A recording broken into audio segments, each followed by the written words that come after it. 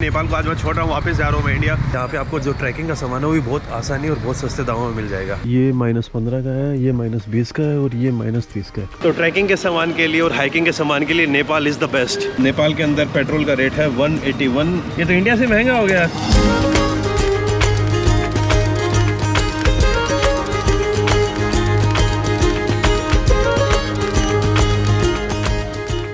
Good morning guys और स्वागत है आपका एक और नई वीडियो में।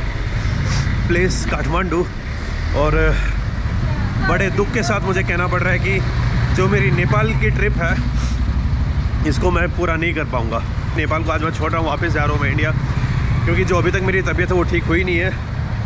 पिछले 3 या 4 दिनों से तबीयत ख़राब चल रही थी और लगभग 1 हफ्ते बाद मुझे इंडिया में उधर दिल्ली में जाके एयरपोर्ट पे वो ड्रोन लेनी थी। अगर ढंग से मुझे नेपाल को एक्सप्लोर करना है तो कम से कम मुझे 2-3 दिन और आराम करना पड़ेगा। फिर मेरे पास 3 ही दिन बच जाएंगे और उन 3 दिनों के लिए क्या तो मैं एक्सप्लोर कर पाऊँगा और क्या नहीं। तो इसीलिए अब मैं मेरी जो नेपाल की ट्रिप है इसको ख़त्म कर रहा हूँ। आज शाम की मेरी फ़्लाइट है वापस दिल्ली की। कल रात को मैंने फ़्लाइट बुक करवा ली थी, लेकिन दिल्ली निकलने से पहले मेरे दिमाग में आया कि चलो यार ठीक है, ट्रिप तो मैं ख़त्म कर रहा हूँ। इस ट्रिप से ऐसा कुछ ना मैंने कुछ एक्सप्लोर किया, कुछ भी नहीं किया मैंने अभी तक, लेकिन एक चीज़ तो मैं कर ही सकता हूँ। अब की बार जो सर्दियाँ आ रही हैं, ये वाले जो विंटर्स हैं, इनमें मैं काफ़ी मस्त एक्सपीडिशन पे जा रहा हूँ। मैं बता नहीं सकता अभी यार। और एक ट्रिप मेरी बहुत फेवरेट कंट्री में करने वाला हूँ, वो जो आप बहुत जल्दी देखने वाले हो। एकदम यूँ मान लीजिए -30 -40 तक ऐसी जगह जाऊँगा जहाँ पर मैं अकेला उन जगहों को एक्सप्लोर कर रहा हूँ और उस जगहों की ऐसी स्टोरीज़ आपके सामने ला के दूँगा कि आप लोग दंग रह जाएंगे। तो ऐसी जगह जाने के लिए स्पेशल इक्विपमेंट भी चाहिए। तो सबसे पहले मैं अभी परचेज़ करने वाला हूँ एक स्लीपिंग बैग, जिसकी लिमिट -30 से -40 की होगी। एक जैकेट परचेज़ करने वाला हूँ। बाकी जब भी आप नेपाल आते हो तो भाई जितने भी लोग हैं, स्पेशली जो माउंट एवरेस्ट के लिए जो यहाँ पे लोग आते हैं, या फिर बाकी ट्रैकिंग के लिए, या फिर बाकी पीक्स के लिए, तो Nepal is like one of the cheapest countries to hike. And यहाँ पे जो माउंटेन्स हैं, पीक्स, वो भी बहुत ज़्यादा हैं। तो इसी कारण से यहाँ पे आपको जो ट्रैकिंग का सामान है वो भी बहुत आसानी और बहुत सस्ते दामों में मिल जाएगा। तो अभी कुछ दुकानों पे जाके मैं सर्च करने वाला हूँ एक स्लीपिंग बैग और एक जैकेट। वैसे मैं आपको बता देता हूँ, मैं हूँ अभी थमेल एरिया में, और थमेल एरिया में आप जहाँ जहाँ आपकी नज़र जाएगी वहाँ आपको ये इस टाइप की चीज़ें दिखेंगी। सर जी, मुझे -30 के आसपास स्लीपिंग बैग चाहिए। लाइट वेट में होगा ना? ग्रीन कलर होगा। तो यहाँ पे भाई साहब मुझे दिखा रहे हैं अभी, ये -15 का है, ये -20 का है और ये -30 का है। ये तो यार कम से कम 2 किलो के आसपास होगा है। और कोई लाइट में है क्या? इससे भी लाइट? इससे लाइट आपको -20 को लेना पड़ेगा, इससे लाइट में नहीं होगा? इसका दूसरा का मटेरियल कम डाल देगा सब। -38 लिख। ये कौन सा है? -10 का है। इसी डाउन नहीं है क्या? डाउन ही है, लेकिन कम मटेरियल कम है। हाँ, -10 है, -30 का डिफरेंट होगा ना। अरे हाँ। और जैकेट -30 के आसपास कौन सा सही रहेगा? इनका क्या रेंज है सर?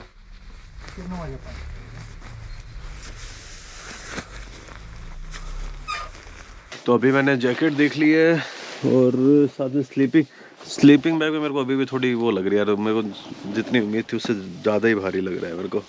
उससे हल्का नहीं आता क्या? उससे हल्का आपको आएगा ही नहीं। अभी यहाँ पे मैं देख रहा हूँ एक स्लीपिंग बैग, एक जैकेट और कुछ ग्लव्स। जब भी आप इस टाइप के ट्रैकिंग का सामान खरीदते हो उस टाइम वेट बहुत इंपॉर्टेंट रहता है यार, क्योंकि सारी चीज़ें आपके कंधे के ऊपर ही रहेंगी। तो भाई साहब मैंने लिया है कि -30 का मोरमोंट का स्लीपिंग बैग। इसका वेट आपके हिसाब से कितना होगा? 1.5 किलो के आसपास। और इस जैकेट का वेट कितना होगा? जैकेट का वेट आपको वहीं 800 से 900 ग्राम होगा। हाँ तो भाइयों, मैंने जो मेरा स्लीपिंग बैग था वो फाइनल कर लिया है। बाकी भाइयों के पास आपको देखो -30 का मिल जाएगा, -20 का भी है। ये वाली जो जैकेट है उनमें मैंने ली है ये वाला डिज़ाइन, ये वाला बड़े साइज़ में। मेरी जैकेट उधर पैक हो रही है। मैंने ग्लव्स भी लिए हैं, ग्लव्स मैंने ये लिए हैं। और इसके नीचे पहनने के लिए एक काइंड ऑफ लेयर, इसमें आप फ़ोन वोन यूज़ कर सकते हैं। तो बाइकिंग के टाइम पे काम दे देंगे ये। अच्छा। और ये एक काइंड ऑफ मैंने ये मान लीजिए स्कीइंग पैंट लिए। ये स्कीइंग में भी काम आएगी और जब मैं उधर थोड़ा और ठंड वंड में जाऊँगा तो वहाँ पे भी ठीक ठाक काम हो जाएगा। अरे हाँ बताइए बताइए क्या टेक्निक है, टेक्निक बताइए। तो भाई साहब मुझे है ना इसको स्लीपिंग बैग को मस्त तरीके से फोल्ड करने की टेक्निक बता रहे थे, बोल रहे थे इसको ढंग से फोल्ड करना है तो इसके ऊपर बैठ जाइए, एकदम मस्त तरीके से फोल्ड हो जाएगा। पहले मुझे लगा कि कहीं अगर इसको ज़्यादा फोल्ड करूँगा तो अंदर का डाउन टूट तो नहीं जाएगा, तो भाई साहब बोलते टूटे वूटेगा नहीं, कोई दिक्कत नहीं है, इतना फोल्ड हो जाता है। ठीक है यार, अभी मेरे पास जो -5 वाला है वो भी इतना ही वेट का है। तो भाई साहब मैंने जो मेरे कपड़े लेने थे सारी चीज़ें खरीद ली, सोच रहा था कम होगा लेकिन काफ़ी सामान ले लिया। एक जैकेट ले ली और एक स्लीपिंग बैग है मेरे पास, और साथ में मैंने ली है कि ये वाली पैंट कौन सी थी, ये स्कीइंग पैंट ली है, साथ में कुछ ग्लव्स लिए हैं। अगर आप में से कोई भी काठमांडू आ रहा है और आपको एकदम रीजनेबल रेट्स पे अच्छा क्वालिटी का सामान चाहिए, this is not a sponsored video, भाई ने मुझे पैसे नहीं दिए वीडियो बनाने के लिए, लेकिन इन भाई साहब से बातें करके काफ़ी सही लगा, तो आप इस दुकान के ऊपर आके ले सकते हैं। दुकान का नाम फिर से बताइए। Mountain wear. और आपका नाम क्या था? रविंदर। तो रविंदर भाई साहब से आके आप यहाँ पे सामान ले सकते हो। तमिल में कौन से रोड पे होगा ये? नरसिंह चौक में जब आप थमिल के अंदर आएंगे तो वहीं पे दुकान मिल जाएगी। दुकान की जो लोकेशन है वो नीचे डिस्क्रिप्शन में मेंशन कर दूंगा। थैंक यू सर जी, बहुत बहुत धन्यवाद यार, धन्यवाद भाई, थैंक यू मैम। सामान हो गया भाई पूरा, और अब मुझे 1-2 चीज़ें और लेनी थी। दाई मैं एक बार इसको इधर रख के चला जाऊँ, मैं आके ले लूँगा, ठीक है फिर चलो दाई, ओके आता हूँ मैं। तो यहाँ से जो मैंने सामान खरीदना था खरीद लिया। यूँ मान लीजिए अपने लगभग इंडियन करेंसी में 12,500 का सामान ले लिया है मैंने। और भाई 12,500 में -30 की जैकेट आ गई, -30 का स्लीपिंग बैग आ गया, और इससे ज़्यादा आपको क्या चाहिए। यही सामान अगर अपने इंडिया में भी लेता या फिर अगर अपने उधर ऑनलाइन भी लेता, यूएई में भी लेता, ना करते हुए भी इस सामान के मुझे कम से कम 60 से 70 हज़ार रुपये पे करने पड़ जाते। तो ट्रैकिंग के सामान के लिए और हाइकिंग के सामान के लिए नेपाल इज़ द बेस्ट। यहाँ पे आइए और मस्त सामान लेके चले जाइए। तो अब मेरा प्लान है यहाँ पे आगे जाके मुझे 1-2 चीज़ें और ख़रीदनी थी, और लास्ट वीडियो में आपने देखा होगा मैंने वो ख़रीदा था एक स्टोव और गैस सिलेंडर, वो भी मुझे रिटर्न करने पड़े क्योंकि अब नेपाल से मैं निकल रहा हूँ, तो अब उन वैसे फ़्लाइट के अंदर मुझे अलाउड नहीं करेंगे वो, तो रिटर्न दे दिया मैंने वो। ये है भाई थमिल एरिया, सामान ले लिया है भाई पूरा, और अब हॉस्टल में जाके मुझे इस सामान को बैग के अंदर पैक भी करना है। तो एक स्लीपिंग बैग, एक जैकेट, 2 पेयर ग्लव्स के, एक नीचे की लेयर एक ऊपर वाली, और साथ में एक चीज़ और ली थी, और क्या था यार, हाँ एक मैंने स्की पैंट ली है। जितनी भी आपको ट्रैकिंग से रिलेटेड सामान लेना होगा वो सब आपको यहीं पे मिलेगा। इन स्लीपिंग बैग को, जैकेट को ढंग से ओपन करके जब मैं इंडिया घर पे पहुंच जाऊंगा तब आप लोगों को दिखाऊंगा। अगर मान लो मेरी तबीयत 2-3 दिन में ठीक हो गई तो मैं अपने इंडिया में 4-5 दिन के लिए अपनी बाइक को यूज़ करूँगा, जो अभी तक पता ही नहीं मैंने लास्ट टाइम कब यूज़ की थी। लग रहा है कि तबीयत जल्दी ठीक हो जाएगी क्योंकि कल से अच्छा फील कर रहा हूँ मैं आज। बाकी एक नेपाल की एक बात मुझे और अच्छी लगेगी, यहाँ पे जितने भी ट्रैक हैं उन सभी ट्रैक्स के लिए आपको मैप्स मिल जाएंगे। तो जो मैप वाली शॉप है उन पे जाके आप हर ट्रैक के लिए स्पेशली मैप खरीद सकते हो। जैसे अपर मस्टांग, लोअर मस्टांग दोनों का मैप है, और जो भी ट्रैक हो हर ट्रैक के लिए मैप्स अवेलेबल है यहाँ पे।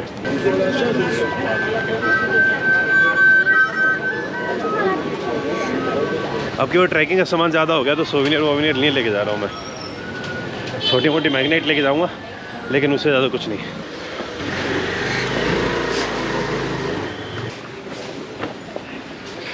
मैंने शायद आपको लास्ट वीडियो में बोला भी था कि जब आप काठमांडू की गलियों में जब घूमेंगे तो आपको एकदम यूँ लगेगा कि आप बनारस की गलियों में घूम रहे हो। और भाई मैं सही था, आज मैं थोड़ा बहुत घूमा, उससे वापस से मेरे को थोड़ी नाक के अंदर एलर्जी फील होने लग गई है।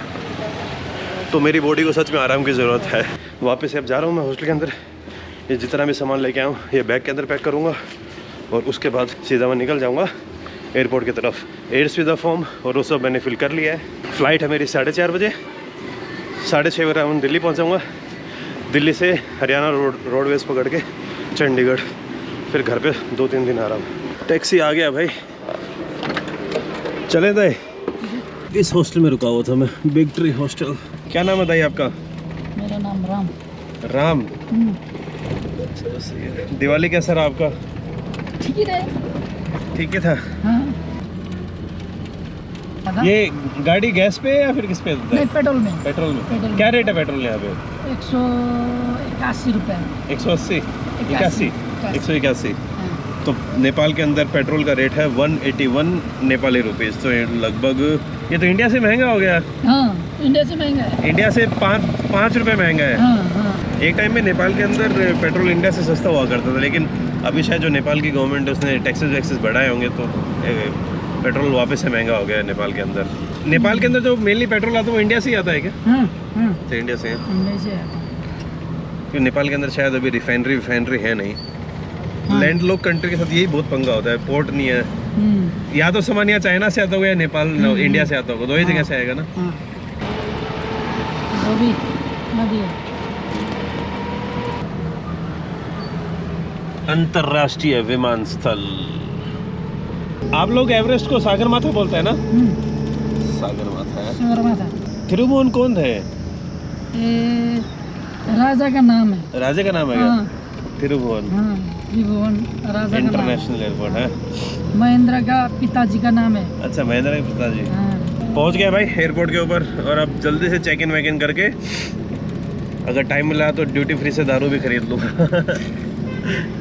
ये इंटरनेशनल इधर है, वो डोमेस्टिक? हाँ, नहीं, ये इंटरनेशनल है। हाँ। उधर है डोमेस्टिक। अच्छा, डोमेस्टिक उधर है। हाँ। अच्छा, मैं जब एयरपोर्ट के ऊपर पहुंचा तो पता ही नहीं, जनता आपस में लड़ाई वड़ाई कर रही थी, कुछ समझ ही नहीं आया क्या पंगा था क्या नहीं।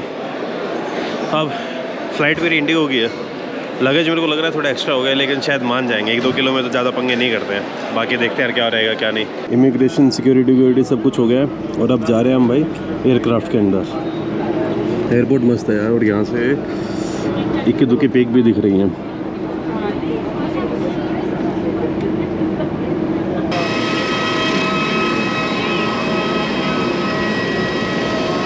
बाकी नेपाल के जितने भी एयरपोर्ट हैं they are not easy to fly, बहुत मुश्किल है। जब मेरी नेपाल के अंदर लैंडिंग हुई थी ना, वो भी भाई बहुत खतरनाक थी। काठमांडू चारों तरफ से पहाड़ों से घिरा हुआ है।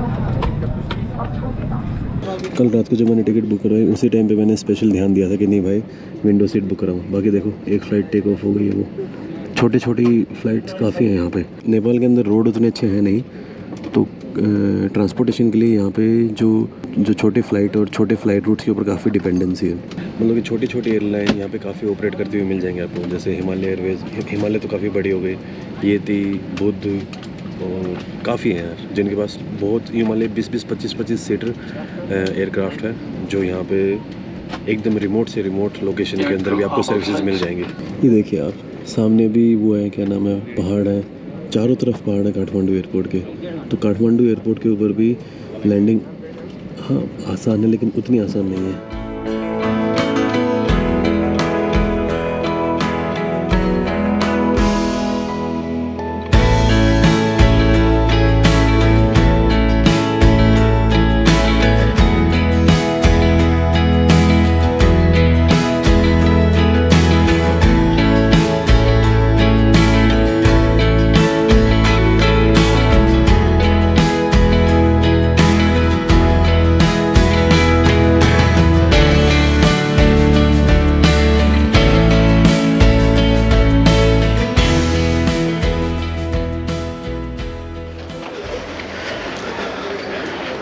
भाई 4 से 5 दिन पहले भी यहाँ था, वापस से यहाँ पे पहुँच गया।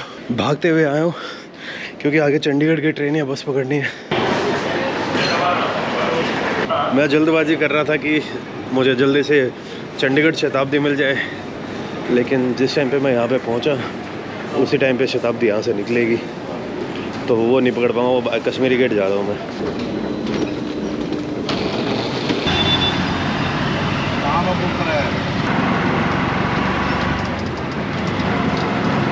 तो भाइयों और बहनों, पहुंच चुका हूं मैं वापस अपने घर पे। कल रात को काफ़ी लेट हो गया था।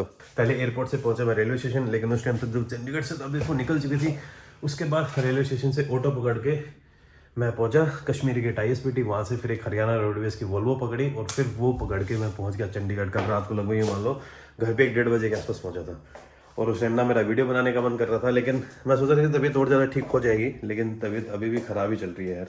तो अब मैं पिछले 3 से 4 दिन आराम करने वाला हूँ। और आज हम गांव की तरफ निकल रहे थे, मम्मी पापा गांव जा रहे थे, मैं साथ में मम्मी पापा के साथ ही जा रहा हूँ।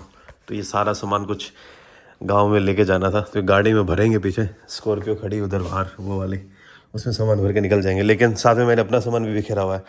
ये देखिए, ये बाहर आपको बाइक दिख रही है, खड़ी हो गया, नहीं दिख रही ढंग से। तो ये है अपनी हिमालयन, जो मैंने 2 साल पहले ख़रीदी थी, अभी तक 10,000 किलोमीटर भी कवर नहीं किए इसने। ये कल जब आज सुबह सुबह जब मम्मी पापा के साथ जाते मार्केट से सामान लेके आया था, ये मैं गैस कैनिस्टर लेके आया था बहुत पहले। तो अगली ट्रिप में मैं इन सभी चीज़ों का यूज़ करने वाला हूँ। ये वही जो आपने वीडियो स्टार्टिंग में देखा होगा, काठमांडू में मैंने ये ख़रीदा था, द नॉर्थ फेस। ये जैकेट और स्लीपिंग बैग किधर चला गया? ये रह गया मेरा स्लीपिंग बैग। ये -30 का स्लीपिंग बैग है, दिखाता हूँ एक बार आपको निकाल के। तो ये हो गया मेरा स्लीपिंग बैग -30 डिग्री का, और इसके अंदर जो मटेरियल दैट इज़ डाउन। थोड़ा इसको एडजस्ट करना पड़ेगा यार, क्योंकि फोल्ड करने के बाद इसका जो डाउन फैदर है वो एक जगह इकट्ठे से हो जाते हैं। थोड़ी सी एक बार ऐसे करके, जब भी आप स्लीपिंग बैग, लीपिंग बैग या फिर बहुत नेक्स्ट लेवल हाइकिंग के लिए सामान खरीदते हो तो हमेशा से एक मटेरियल आपको मिलेगा, उसको बोलते हैं डाउन। डाउन बोले तो गूज नाम का एक प्राणी होता है और उसके फैदर होते हैं, वो यूज़ होते हैं इसके अंदर। तो स्लीपिंग बैग के अंदर वो भरे हुए हैं। देखो अब यार नेपाल वाली ट्रिप मैं कुछ कर तो नहीं पाया, और तबीयत मेरे को अभी भी सही नहीं लग रही है। थोड़े बहुत यूँ लग रहा है कम से कम 2-3 दिन और लग जाएंगे ठीक होने में। तो फिर मैंने एंड में यही सोचा कि यार क्यों ना ट्रिप को पूरी तरह ख़राब ना करते हैं और ट्रैकिंग का जो सामान है वो ले लेते हैं।